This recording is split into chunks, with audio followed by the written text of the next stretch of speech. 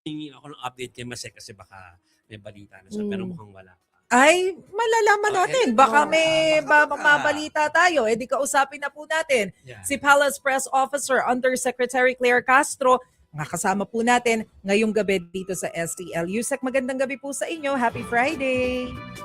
Yes, good evening, Mase, Chiki, and Jovi. Good Hi. evening, Magandang gabi Yusek. sa lahat. Opo. Yusek, simulan ko na po sa concern ni Jovi kanina. Mm. Oh, Jovi. Ay, sisimulan ko na rin kasi dalawa kasi reason bakit impatient ang mga tao eh.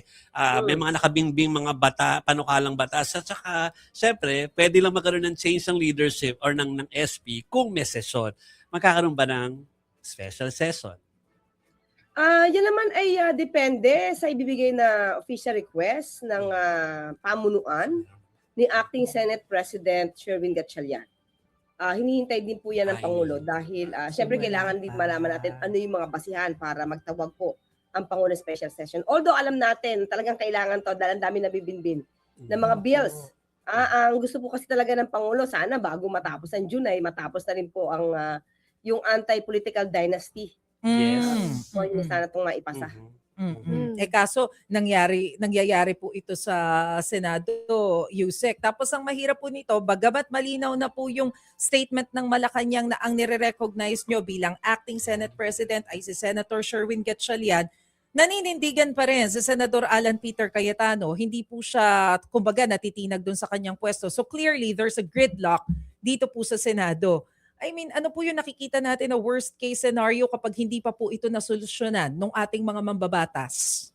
Kung magtitigas po talaga sila at kumbaga magmamatigas sila ng kanilang mga damdamin, talaga po wala mangyayari sa Senado. Sa pamunuan po naman ng ehekutibo, ang Pangulo ay ready po na magtrabaho, makipag-cooperate sa kinikilalang liderato. Pero kung sila mismo nagkakagulo dyan, sagot po nila ito sa taong bayan. Pero hindi po ba meron kayong minention a few days ago na yung Malacanang po ay maghahanap or will be looking into legal options para po ma-solve itong problema sa Yeah, si Senado? President. Well, ito, ang ginawa po, itong section, itong majority na nagsagawa po ng kanilang ng sesyon, at sila na po ang pumili ng bago nilang liderato. Isa po itong legal na aksyon na kinikilala ng Pangulo at kinikilala ng Palasyo. So siguro from there, dapat doon sila mag-start. Sila po mag-usap-usap dyan at hindi pwedeng puro pansarili lang ang iniintindi. Ang dapat nilang isipin yung bansa. Nakita naman nila na meron na pong hawak ang grupo po ni Senator Sherwin Gatchalian ng majority, 12. As compared sa 10, siguro dapat kilalanin nila yon. Kaya lang, Yusek, kahit na naglalaban yung mga numero, sinasabi may quorum na 12, still kahapon natuloy pa rin yung sinasabi nilang Blue Ribbon Committee. Sila daw yung legitimate Blue Ribbon Committee, sabi nga ni Senador Cayetano. So paano bang dapat nating maging turing dito? Kasi kahit na nagsalita sina Acting Senate President Gatchalian na iba to, it's a different committee, hindi ito kikilalanin, itinuloy pa rin. So paano yun dapat nating maging turing dito? Makikita natin kung sino nagmamatigas. Diba? So doon pala makikita natin sino ba dapat ang kilalanin nating liderato. Marami na po ng mga legal luminaries, marami ng legal experts, marami na rin po na mga justices at mga dati na rin pong naging Senate President at mga senador. Sila po ang nagsasabi na yung Avellino versus Cuenco ay ginamit na nila. At ito naman po ay hindi tinutulad. Nung nag-declare sila ng quorum noong 2015, sa panahon po ni Senator Franklin Drilon, nandun po yung dalawang magkapatid. At hindi tayo nagkakamali, nandun din po si Senator Ligarda. Yung pagdeklara ng quorum ng 12 ay hindi po nila tinutulad. At hindi nila to kinwestiyon sa Supreme Court. So doon pa lamang po alam nila na ito na po yung nagiging patakaran, nagiging panuntunan ng Senado kapag kulang, no? Nagkukulang po yung numero ng Senado, ng senador, let's say, nasa abroad, nakakulong. So, yun na po yung nagiging panuntunan nila So, bakit nila biglang babaguhin? Samantalang sila din po ay kasama noon nung ito ay pinatupad. Mhm.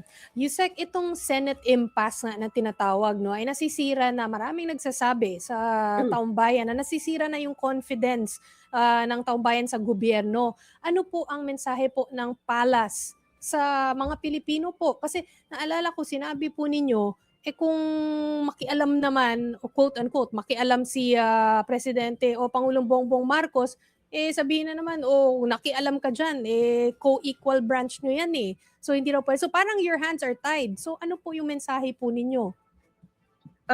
Nagsalita po ang Pangulo, get back to work. Umayos kayo. Kasi hindi ito pang sarili. Itong pakiusap ng Pangulo na magtrabaho kayo, hindi ito pang sarili lang. Hindi ito pang interest ng Pangulo, pang interest po ng taong bayan. Marami po ang napepending na resolution dahil lamang po sa hindi kumikilos. Yung mga ayaw kumilos. Yung mga nagbo-boycott, hindi naman po mangyayari to kung hindi naman din sila nag-boycott. Hindi po ba? Kasi isipin nila, hindi sila ang hari diyan sa Senado. Ang boss nila taong bayan. Pero bakit parang ang dami naghahari-harian? Yusek, kanina po bago po nagsimula yung ating programa, meron lang pong nakumpirma sa amin si Ambassador Babe Romualdez na nakansela na daw po pala yung diplomatic at tourist visa ng US ni dating House Speaker Martin Romualdez. Meron na po ba tayong detalye tungkol dito? Ano po yung reaction ng Malacanang sa, development na story na to? Developing story. Wala po akong impormasyon. Wala po sa akin na ibibigay na anumang impormasyon patungkol po dyan. So wala rin po akong masasagot. Okay. Kapapasok lang kasi. Sabagay kapapasok lang naman talaga nung balita at galing naman yan kay Ambassador. So okay lang. So, pwede na ba ako mag-move on? May tanong ko sige tungkol sa Go. mga senador na nagkakagulo. Let's move on.